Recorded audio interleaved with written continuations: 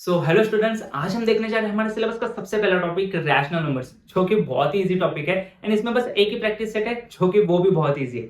तो ये वीडियो में हम कवर करेंगे जितने भी सारे कंसेप्ट्स है, जितने भी प्रॉपर्टीज है या तो कैलकुलेशंस लगने वाले, तो ये सारे हम इस वीडियो में सीखेंगे। तो इसके बाद आप इजीली प्रैक्टिस सेट सॉल्व कर पाओगे। तो स्टार्ट करते हैं क्लास 8 का फर्स्ट टॉपिक रैशनल नंबर्स। तो रैशनल नंबर्स देखने से पहले देखते हैं कि रिकॉल करते हैं कि हमने कौन से नंबर्स पहले से सीख चुके हैं। तो सबसे पहले हमने देखा था नेचुरल नंबर्स। ओके, तो नेचुरल नंबर्स क्या होता है? नेचुरल नंबर्स मतलब काउंटिंग नंबर्स, जैसे हम गिनती करते हैं 1 2 3 4, तो ये सारे क्या है? नेचुरल नंबर्स है। तो स्टार्ट में याद क्या रखना है कि नेचुरल नंबर्स की स्टार्टिंग कहां से होती है? तो 1 से होती है। 1 2 3 4 5 6 अप टू पॉजिटिव इंफिनिटी तक चलते जाएंगे। तो ये सारे क्या है? Natural numbers. तो याद क्या रखना है? तो 1 से स्टार्ट होने वाले जितने भी नंबर्स है आगे, तो इनको बोलेंगे हम नेचुरल नंबर्स। तो ये नेचुरल नंबर्स के बाद डिस्कवर हुआ जीरो, तो ये जीरो को कहाँ डालेंगे? तो बाद में पूरी नंबर लाइन नहीं बनी, तो उसको बोलते हैं हम होल नंबर्स। ओके, तो होल नंबर्स क्या है? होल नंबर्स सारे नेचुरल नंबर्स तो है ही उसमें, तो एक जीरो है वो एक्स्ट्रा ऐड हो जाएगा। तो 0 1 2 3 4 5 एंड अप टू ये भी इंफिनिटी। तो natural numbers and whole numbers में डिफरेंस क्या है? बस जीरो का डिफरेंस है। तो ये इसमें स्टार्टिंग 1 से हो जाएगी एंड होल नंबर्स की स्टार्टिंग 0 से हो जाएगी। तो ये नेचुरल नंबर्स और होल नंबर्स हमने देखे थे। उसके बाद क्या है? तो उसके बाद अगर कोई नंबर 0 से भी छोटा हो, लाइक माइनस में, तो इसको हम क्या बोलते हैं? Negative numbers. तो ये निगेटिव नंबर्स आए तब बने हमारे इंटीजर्स। ओके, तो इंटीजर्स क्या है? तो सारे निगेटिव नंबर्स, जीरो एंड सारे पॉजिटिव नंबर्स, तो इनको हम इंक्लूडिंग क्या बोलते हैं? तो इनको बोलते हैं हम इंटीजर्स। तो इसमें क्या क्या आते हैं? सारे निगेटिव नंबर्स, बाद में जीरो एंड बाद में सारे पॉजिटिव नंबर्स। जैसे हम किसे दिखा सकते हैं ऐसे? माइनस इंफिनिटी टू -3 -2 -1, तो ये सारे निगेटिव नंबर्स आ गए। बाद में जीरो देना मत भूलना, जीरो एंड उसके बाद सारे positive numbers 1 2 3 and up to positive infinity. तो ये सबको हम क्या बोलते हैं? इंटीजर्स। तो natural numbers, whole numbers and integers. तो उसके बाद क्या था? तो इसके बाद हमने सीखे थे फ्रैक्शंस क्या होता है। ओके, तो फ्रैक्शंस क्या होते हैं? तो फ्रैक्शंस में numerator and divided by denominator. तो न्यूमरेटर एंड डिनोमिनेटर होता है, जैसे हम 2/3 लिख सकते हैं, 7/5 लिख सकते हैं। तो ये क्या होता है? 2 इधर न्यूमरेटर है एंड 3 इधर डिनोमिनेटर है। तो इस फॉर्म को हम क्या बोलते हैं? फ्रैक्शंस बोलते थे। तो फ्रैक्शंस के आगे हमने बाद में क्या सीखा था? डेसिमल्स। तो डेसिमल्स क्या होते हैं? जो कंप्लीट नंबर्स नहीं होते। ओके, तो ये सारे क्या है? इंटीजर्स, कंप्लीट नंबर्स हैं। तो डेसिमल्स ये कंप्लीट नहीं होते, या तो बोल सकते हैं कि कंप्लीट भी होते हैं, क्योंकि इसको मैं डेसिमल में भी कन्वर्ट कर सकता हूँ। ओके, तो फ्रैक्शन का अगर मैं इस आंसर निकालता हूँ तो इसका आंसर क्या आ जाएगा? 0.666 एंड 7, तो ऐसे रिकरिंग चलेगा। तो ये डेसिमल पॉइंट्स जिसमें भी होता है उसको हम क्या बोलते हैं? Decimal number. जैसे कि हम ले सकते हैं 3.5 4.7, तो ये सारे क्या है? तो ये सारे है डेसिमल्स। ओके, तो हमने ये नंबर सारे सीखे हुए हैं कि नेचुरल नंबर्स क्या है, होल नंबर्स क्या है, इंटीजर्स क्या है, फ्रैक्शन क्या है, डेसिमल्स क्या है। तो अभी हमें नई कंसेप्ट सीखनी है जो कि रैशनल नंबर्स क्या होता है। तो रैशनल नंबर देखो, उसके 3 कंडीशंस है। अगर वो 3 कंडीशन वो एक नंबर फॉलो कर रहा होगा तो उसको हम क्या बोलेंगे? Rational numbers. तो रैशनल नंबर्स के कंडीशंस देखते हैं क्या है। ओके, तो सबसे पहली कंडीशन है कि वो p/q फॉर्म में होना चाहिए। p/q फॉर्म में मतलब क्या? एक न्यूमरेटर होना चाहिए और उसके नीचे डिनोमिनेटर होना चाहिए। इसको बोलते हैं, मतलब बेसिकली एक फ्रैक्शन बोल सकते हैं, लाइक फ्रैक्शन का फॉर्म बोल सकते हैं कि न्यूमरेटर रहेगा, नीचे डिनोमिनेटर रहेगा। तो ये फर्स्ट कंडीशन है कि p/q फॉर्म में होने चाहिए। सेकंड कंडीशन क्या है? p and q belongs to integers. Okay, तो इंटीजर्स को हम क्या दिखाते हैं? g दिखाते हैं। ओके, तो p and q belongs to g होने चाहिए, मतलब p कौन सा भी एक इंटीजर हो सकता है एंड q ये भी कौन सा भी एक इंटीजर हो सकता है। और थर्ड कंडीशन क्या है? या तो एक इंक्लूडिंग कंडीशन बोल सकते हैं कि q is not equals to 0। Okay, तो डिनोमिनेटर क्या होना नहीं चाहिए? डिनोमिनेटर कभी भी 0 नहीं हो सकता। तो लाइक न्यूमरेटर हो सकता है कि 0, हाँ तो न्यूमरेटर चल जाएगा, बट q कभी भी 0 नहीं रहेगा। तो ये 3 कंडीशन है, क्योंकि q अगर 0 रहेगा, लाइक एक एग्जाम्पल लेते हैं 2/0। ओके, तो इसका आंसर अभी तक मैथ्स में नहीं है, तो इसको हम क्या बोलते हैं? तो इसको हम नॉट डिफाइन कर लिख देते हैं। ओके, तो इसका आंसर नहीं आएगा, तो ये एक रैशनल नंबर नहीं है। तो रैशनल नंबर्स की कंडीशन क्या है? तो पहली कंडीशन है कि वो p/q के फॉर्म में होना चाहिए। बाद में P and Q is belongs to Z होने चाहिए, मतलब वो कौन सा भी इंटीजर हो सकते हैं। एंड कंडीशन बाद में क्या है कि Q is not equals to 0, मतलब Q 0 के इक्वल नहीं होना चाहिए। तो कुछ एग्जांपल्स देखते हैं रैशनल नंबर्स के, तो रैशनल नंबर्स के कुछ एग्जांपल्स देख लेते हैं एंड ये भी देखते हैं कि कौन से नंबर्स रैशनल है, ये पहचानना कैसे है, एंड अगर रैशनल नहीं है तो वो भी कैसे पहचानना है। ओके, तो एग्जांपल लेते हैं 2/3। ओके, तो ये फर्स्ट कंडीशन क्या है हमारी रैशनल नंबर्स की, P/Q के फॉर्म में होना चाहिए, मतलब एक न्यूमरेटर होना चाहिए और एक डिनोमिनेटर होना चाहिए। तो फर्स्ट कंडीशन तो इधर फॉलो हो रही है। ओके, तो सेकंड कंडीशन देखते हैं कि P and Q belongs to Z, मतलब ये क्या होने चाहिए, P एंड Q ये एक इंटीजर होने चाहिए। तो 2 देखो, तो 2 एक इंटीजर है, तो हाँ है। 3 क्या इंटीजर है, तो 3 भी एक इंटीजर है, तो सेकंड कंडीशन भी इधर फॉलो हो रही है। एंड Q क्या है, Q is not equals to 0, तो Q क्या नहीं होना चाहिए, 0 होना चाहिए। तो इधर क्या है, Q3 है, मतलब इसको हम क्या बोल सकते हैं, ये एक रैशनल नंबर है, राइट। और एक एग्जांपल लेते हैं -9/40। ओके, इसके भी कंडीशन देखते हैं। पहली कंडीशन क्या है, P/Q के फॉर्म में होना चाहिए, मतलब न्यूमरेटर एंड डिनोमिनेटर, तो वो कंडीशन फॉलो हो रही है। सेकंड कंडीशन है कि वो Z से बिलोंग करने चाहिए, मतलब इंटीजर्स होने चाहिए। तो -9 क्या इंटीजर है, तो हाँ -9 भी एक इंटीजर है, क्योंकि सारे निगेटिव नंबर्स 0 एंड सारे पॉजिटिव नंबर्स, तो इनको हम इंक्लूडिंग क्या बोलते हैं, इंटीजर्स। तो निगेटिव नंबर्स भी चल जाएंगे, न्यूमरेटर में भी चलेंगे, डिनोमिनेटर में भी चलेंगे। ओके, तो ये कंडीशन भी फॉलो हो रही है। And Q is not equal to 0, तो ये कंडीशन भी इधर फॉलो हो रही है। तो हम इसको भी क्या बोल सकते हैं, ये भी एक क्या है, रैशनल नंबर है। अब देखते हैं 5। ओके ओके, तो क्या ये 5 एक रैशनल नंबर है। देखो फर्स्ट कंडीशन क्या है, P/Q के फॉर्म में होना चाहिए, तो क्या ये P/Q के फॉर्म में है। ओके, तो मैं 5 को और एक कैसे लिख सकता हूँ, 5 डिवाइडेड बाय 1। ओके, कौन से भी एक नंबर को हम कैसे लिखते हैं, फ्रैक्शन में लिखना है तो डिवाइडेड बाय 1, तो इसके वैल्यू चेंज नहीं होगी, तो इसको एक दिखाने का एक नंबर का एक फॉर्म है। तो 5/1, तो क्या ये एक P/Q के फॉर्म में है, तो हाँ, तो ये कंडीशन भी फॉलो हो रही है। बाद में G से बिलोंग करने चाहिए, तो वो कंडीशन भी फॉलो हो रही है। Q is not equal to 0, तो ये भी कंडीशन फॉलो हो रही है, मतलब ये क्या है, ये भी एक रैशनल नंबर है। तो हम क्या है ऐसा बोल सकते हैं, सारे नेचुरल नंबर्स, सारे होल नंबर्स, सारे इंटीजर्स, या तो सारे फ्रैक्शन,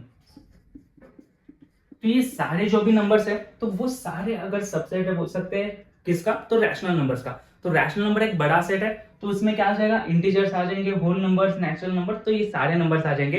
तो इसको हम इंक्लूडिंग क्या बोलेंगे, रैशनल नंबर्स। ओके, तो रैशनल नंबर्स अब नहीं होते, ये कब पहचानना है। देखो अगर मुझे एक नंबर दिया है 3/0, ओके, तो क्या ये 3/0 एक रैशनल नंबर है।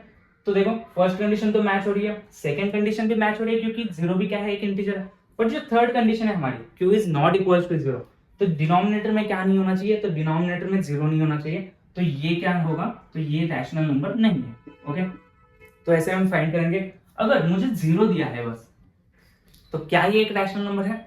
ओके, तो ये क्वेश्चन है कि क्या एक 0 रैशनल नंबर है। ओके, तो 0 के डिनोमिनेटर में क्या मैं 1 लिख सकता हूँ, तो हाँ लिख सकता हूँ। इससे 0 की वैल्यू में कोई चेंज आएगा नहीं, ये एक बस फॉर्म हो जाएगा 0 को लिखने का। तो क्या P/Q के फॉर्म में, तो हाँ ये P/Q के फॉर्म में, क्या दोनों भी इंटीजर्स है, तो 0 भी एक इंटीजर है एंड 1 भी एक इंटीजर है। And Q is not equal to 0, मतलब डिनोमिनेटर क्या नहीं होना चाहिए, 0 नहीं होना चाहिए। तो ये भी कंडीशन फॉलो हो रही है, मतलब 0 भी क्या है, 0 भी एक रैशनल नंबर है। तो जो हमने देखा था कि सारे इंटीजर्स ये क्या है, ऑलरेडी रैशनल नंबर्स है, तो 0 भी क्या है, तो 0 भी एक रैशनल नंबर है। तो ऐसे हम फाइंड कर सकते हैं, यही 3 कंडीशंस है, बस इसमें हम डाल के देखना है कि नंबर्स को कि क्या ये 3 कंडीशंस फॉलो कर रहे हैं। अगर ये तीनों कंडीशन फॉलो कर रहे हैं तो हम बेसिकली उनको क्या बोलेंगे, रैशनल नंबर है। ओके, तो रैशनल नंबर मैंने देख लिए। अभी हम देखते हैं इसके बेस पे कैलकुलेशंस कैसे परफॉर्म करते हैं, मतलब रैशनल नंबर्स की एडिशन कैसे करनी है, सब्सट्रैक्शन कैसे करनी है, मल्टीप्लिकेशन, डिवीजन, तो ये सारे कैलकुलेशंस हम एक बार सीख लेते हैं। तो अभी हम देखते हैं कि कैलकुलेशंस कैसे परफॉर्म करने हैं रैशनल नंबर्स पे, जैसे कि एडिशन हो, सब्सट्रैक्शन हो, मल्टीप्लिकेशन, डिवीजन, तो ये सारे कैलकुलेशन रैशनल नंबर्स पे कैसे परफॉर्म करते हैं। तो कुछ एग्जांपल्स लेके देखते हैं। पहले देखते हैं एडिशन। अगर एक दो रैशनल नंबर्स लेते हैं 2/3 प्लस 5/3, ओके, तो ये दो रैशनल नंबर्स है जिनके हमें एडिशन करना है। तो हम फ्रैक्शंस के एडिशन कैसे करते थे, तो बेसिकली तो अगर हम पहले देखते थे कि उसके डिनोमिनेटर सेम है क्या, अगर इधर डिनोमिनेटर सेम है तो हम न्यूमरेटर्स के एडिशन कर देते थे। तो 2 + 5 डिवाइडेड बाय 3, मतलब 7/3। ओके, तो ये ऐसे करते थे हम एडिशन।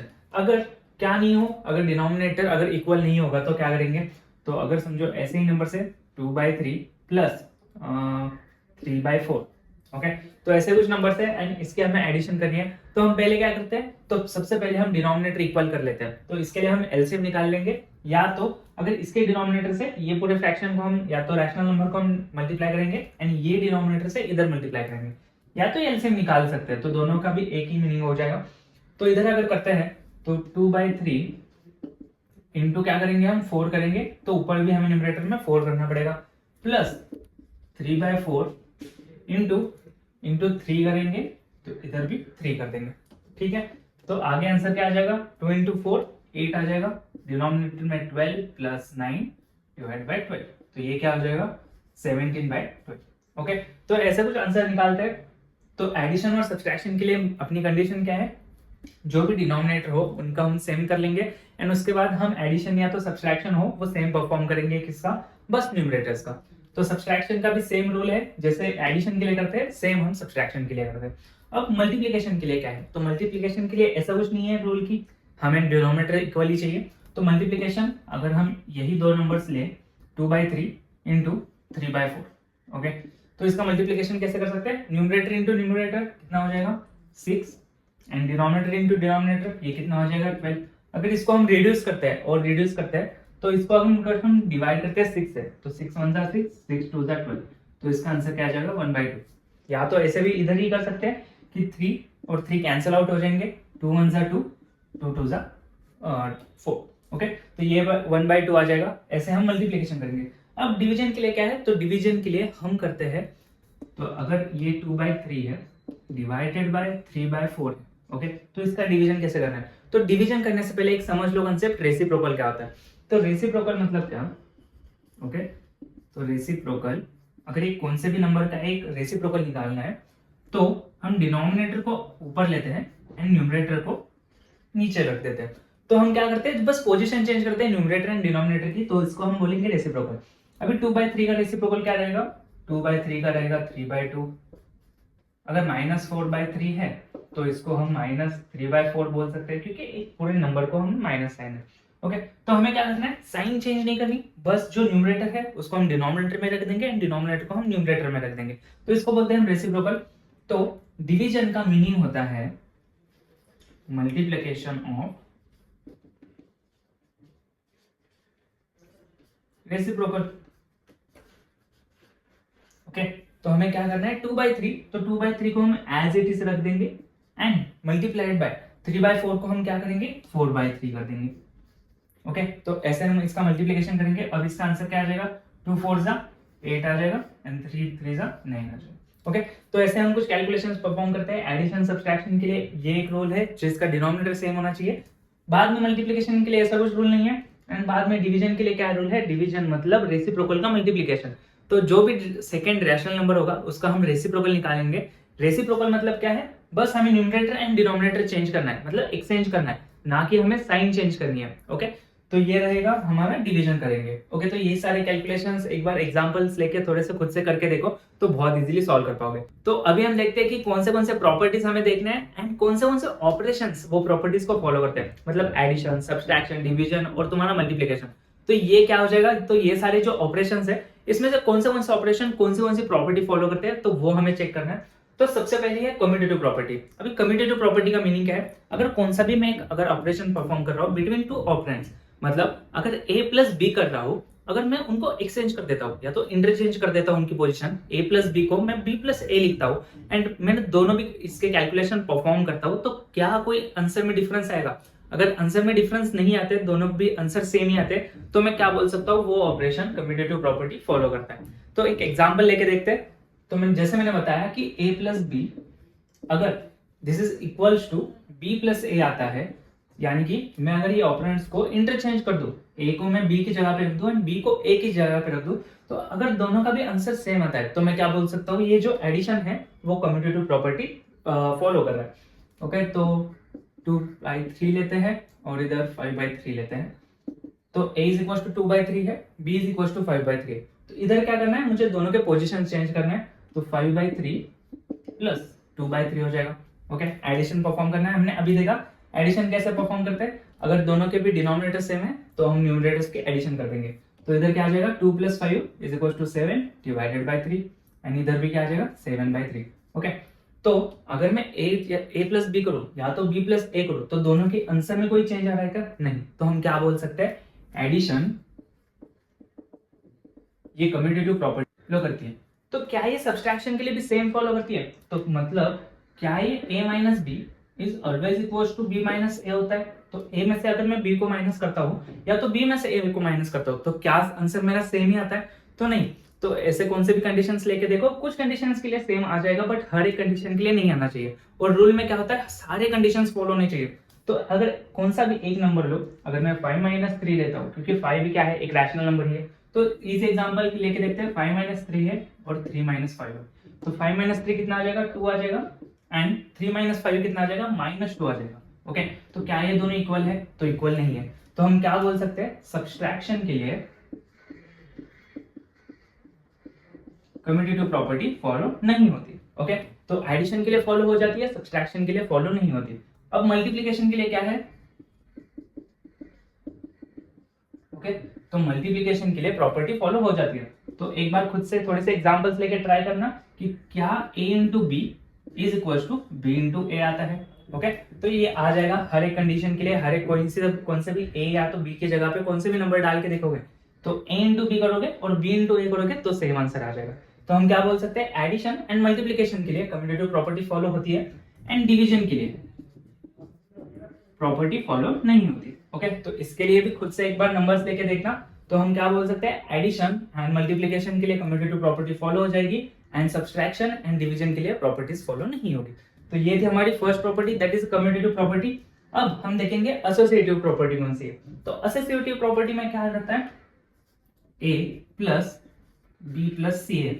ओके, तो इधर क्या है, फर्स्ट मुझे ये ब्रैकेट में है, मतलब ये ऑपरेशन पहले परफॉर्म करने हैं एंड इसके बाद a, अगर मैं c को बाहर रखता हूं और पहले ये ऑपरेशन परफॉर्म करता हूं, मतलब पहले अगर ये ऑपरेशन परफॉर्म करना था एडिशन का, बट अब मुझे ये ऑपरेशन पहले परफॉर्म करना है, तो क्या है इसका आंसर सेम आ जाएगा? अगर इन दोनों का आंसर सेम आता है तो हम क्या बोल सकते हैं, एडिशन एसोसिएटिव प्रॉपर्टी फॉलो करता है। तो मैं आंसर बता देता हूं इधर ही कि क्या होता है। ओके, तो इधर एडिशन के लिए ये प्रॉपर्टी फॉलो हो जाएगी, सब्सट्रैक्शन के लिए सेम, तो सब्सट्रैक्शन के लिए भी ये प्रॉपर्टी फॉलो नहीं होगी, मल्टीप्लिकेशन के लिए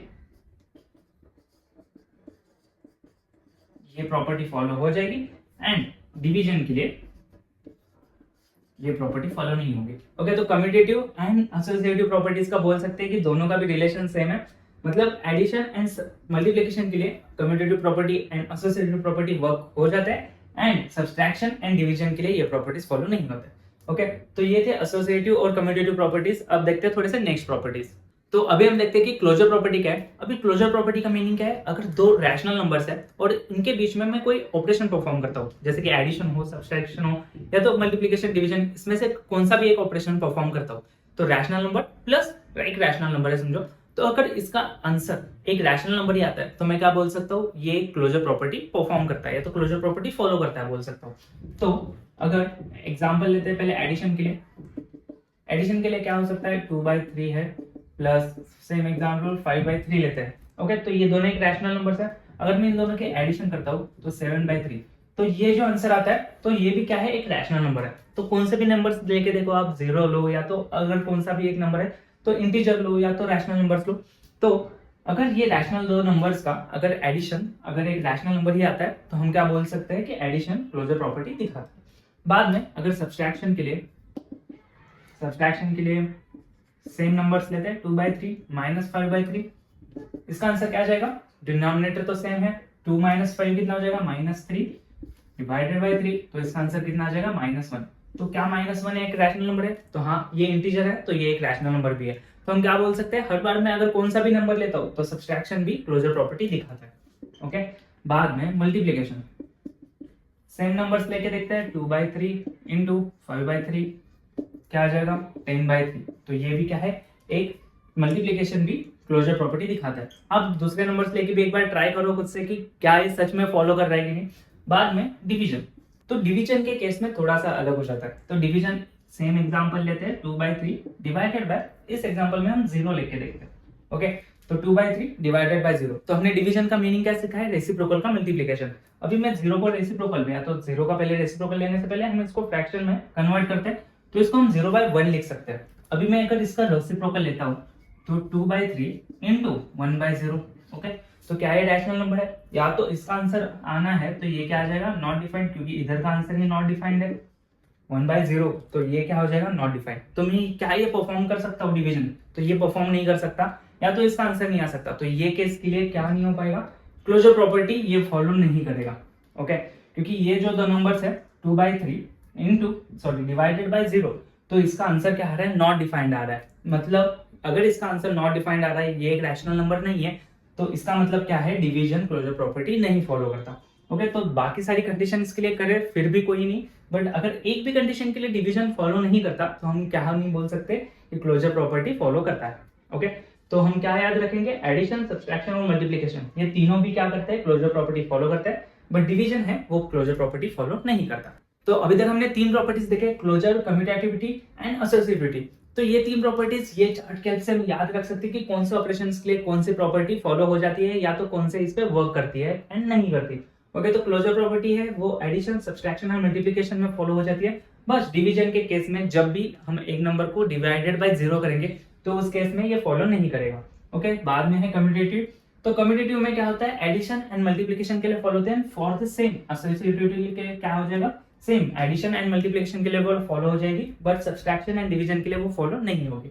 ओके, तो ये चार्ट के हेल्प से आप इजीली ध्यान में रख सकते हो कि कौन सी प्रॉपर्टी कौन से ऑपरेशंस के लिए परफॉर्म हो सकती है।